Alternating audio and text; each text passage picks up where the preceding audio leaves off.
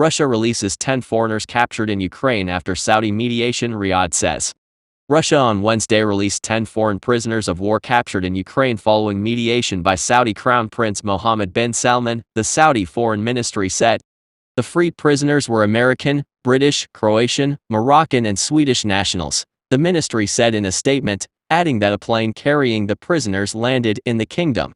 The relevant Saudi authorities received and transferred them from Russia to the kingdom and are facilitating procedures for their respective countries, the statement said. The ministry did not identify the prisoners. A Saudi official said they were 5 Britons, 2 Americans, a Croatian, a Moroccan, and a Swedish national. British Prime Minister Liz Truss hailed the release of the British nationals on Twitter as hugely welcome news after months of uncertainty and suffering for them and their families. British lawmaker Robert Jenrick said Aidan Aslan was among those released.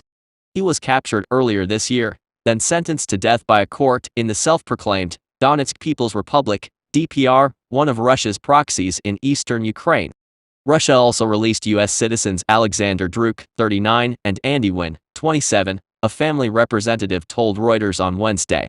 The pair, both from Alabama, were captured in June while fighting in eastern Ukraine where they went to support Ukrainian troops resisting Russia's invasion.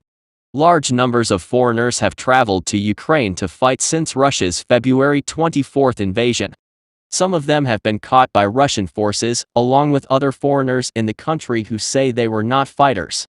Reuters could not immediately establish if the released group included Britain's Sean Pinner and Morocco-born Brahim Saadoun, who were also captured and sentenced to death in Donetsk. A Swedish citizen, captured at the port city of Mariupol and facing a possible death sentence under the laws of the DPR, was among those released, Swedish Foreign Minister Ann Linde confirmed. I can confirm that the Swede who in May was taken into custody by Russian forces is free and on his way to Sweden, Linde told Swedish news agency TT on the sidelines of the United Nations General Assembly in New York.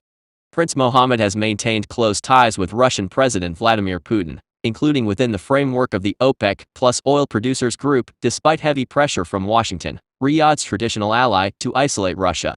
Both Ukrainian and Russian forces have captured hundreds of enemy fighters since the start of the conflict, with a handful of prisoner exchanges having taken place.